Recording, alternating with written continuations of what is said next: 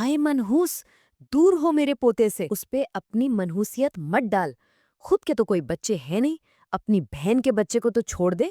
ये सब सुन के बेला को बहुत बुरा लगता है और वो वहाँ से चली जाती है। लेला और बेला दोनों देवरानी जेठानी होती हैं। लेला छोटी बहू होती है जिसका एक बेटा होता है। बेला बड़ी बहू होती है और उसके कोई बच्चे नहीं होते, जिसके चलते उसके ससुराल में कोई इज्जत नहीं होती। सुन लेला, मैं अपने बेटे सूरज की दूसरी शादी करूंगी और तू मेरा साथ देगी। बस किसी तरह इस बेला को मायके भेज दे, और अगर तू ऐसा नहीं करती है तो मैं अपने दोनों बेटों की दूसरी शादी करा दूंगी। हाँ। ये सब बोल के कलावती चली जाती है और ये सुन के लेला परेशान तो होती है, लेकिन फिर वो सोचती है मुझे ऐसा करना पड़ेगा, वरना इस बुढ़िया का क्या है, मुझे भी घर से निकाल देगी। कुछ सोच लेला, कुछ सोच। सुनो बेला, हमारी बड़ी भाभी की तबीयत खराब है और वो तुझे बुला रहे हैं। तू उनके पास कुछ दिन रहने के लिए चली जा। क्या हुआ है भाभी को? वो ठीक तो है? नहीं, वो ठीक नहीं है, जब भी तुझे बुला रही है। जाने को तो मैं भी चली जाती, लेकिन तुझे तो पता है राजू का स्कूल भी तो है, और पता नहीं वहाँ कितने दिन लग जाए। तेरा क्या है, तू तो अकेली है। सही है लेला, मैं चली जाती हूँ, तुम घर का ख्याल रखना। ऐसे ही एक दिन लैला अपनी सास के साथ मिलकर अपने जेठ सूरज की दूसरी शादी करवाकर अपनी बहन की सोतन घर ले आती है। आओ बहू, तेरे कदम इस घर के लिए शुभ पड़े और तू इस घर को जल्द ही पोता दे। समय ऐसे ही गुजरता है। कुछ दिन बाद जब बेला घर आती है और ये सब देखती है और परेशान हो जाती है कि उसके पति के साथ ये औरत कौन है जो उसके बेड पे उसके पति के साथ बैठी है। सूरज जी, आपके साथ ये औरत कौन है? ये आपके साथ बेड पे क्यों बैठी हुई है? ये मेरी पत्नी है। अब मैं इसके साथ रहूंगा और अब तुम्हें ये बर्दाश्त करना पड़ेगा, लेकिन मैं तुम्हें इस घर से नहीं निकाल रहा। तुम यहाँ रह सकती हो। ये सब सुनकर बेला रोते हुए किचन में चली जाती है, क्योंकि अब बेला का कोई कमरा नहीं होता। और फिर लैला आती है। मेरी बहन बेला, अब तुम क्या कर सकती हो? यहाँ से कहीं जा भी नहीं सकती हो। तुम्हें कोई भी अपने घर में नहीं रखेगा, और तुम्हारा कोई बच्चा भी तो नहीं है। अगर तुम एक भी बच्चा दे देती इस घर को तो ये सब नहीं होता। चलो अब तुम राजू के लिए खाना बना दो, खूब से भूखा है। ऐसे ही कुछ वक्त बीतता है और बेला की सौतन गर्भवती हो जाती है। ये लो माया, तुम थोड़ा फल खा लो, तुम्हें कमजोरी नहीं होगी। तुम बहुत कमजोर हो गई हो, तुम अपना ख्याल क्यों नहीं रखती हो? आप मेरी सोतन है, आप मेरा कितना ख्याल रखती हैं। आप कितनी अच्छी हैं, बिल्कुल मेरी बहनों की जैसे।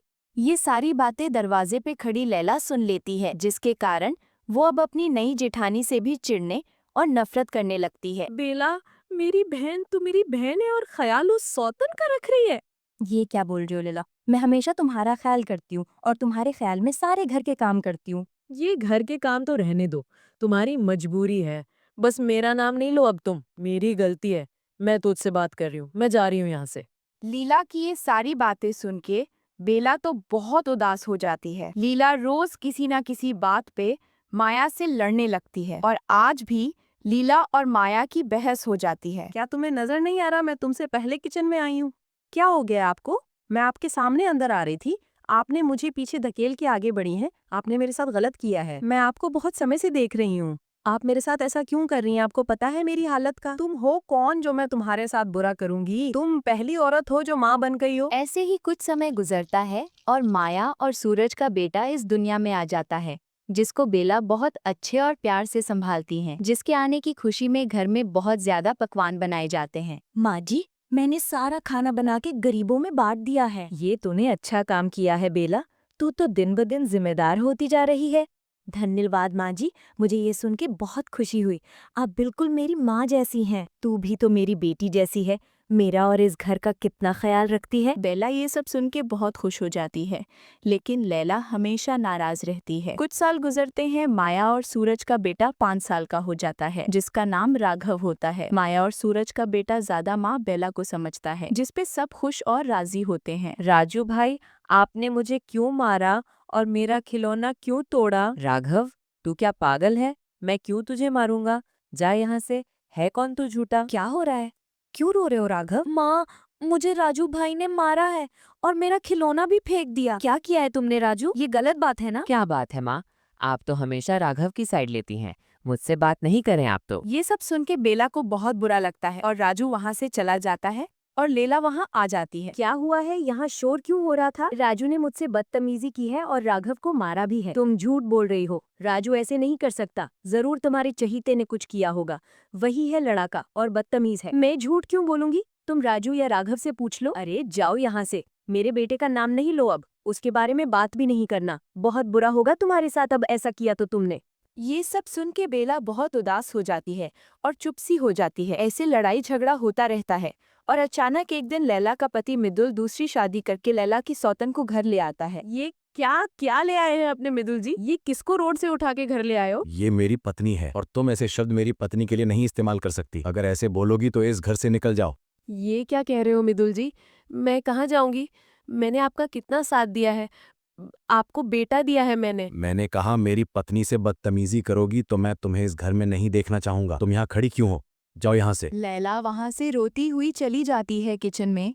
रोते हुए सोचती है कि मैंने भी बेला के साथ कितना बुरा किया और आग मेरे घर में भी लग गई। तभी बेला किचन में आती है और लैला को ऐसे रोता देखती है और लैला से रोने की वजह पूछती है।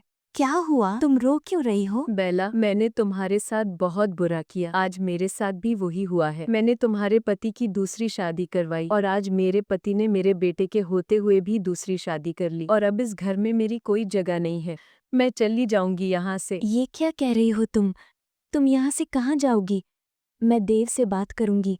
मैं तुम्हें कहीं नहीं जाने दूंगी। तुम्हारा धन्यवाद बेला, मेरी बहन। ये सब बातें सुन के लैला को थोड़ा सुकून आता है और बेला मिधुल से बात करती है कि मिधुल अपनी दूसरी पत्नी अलग घर में रखे। इस पे मिधुल मान जाता है और ऐसे लैला बेला दोनों बहनें एक ही घर में आराम से रहती हैं। इस तरह घर जुड़ा रहता है और सब साथ में हंसी खुशी रहते हैं।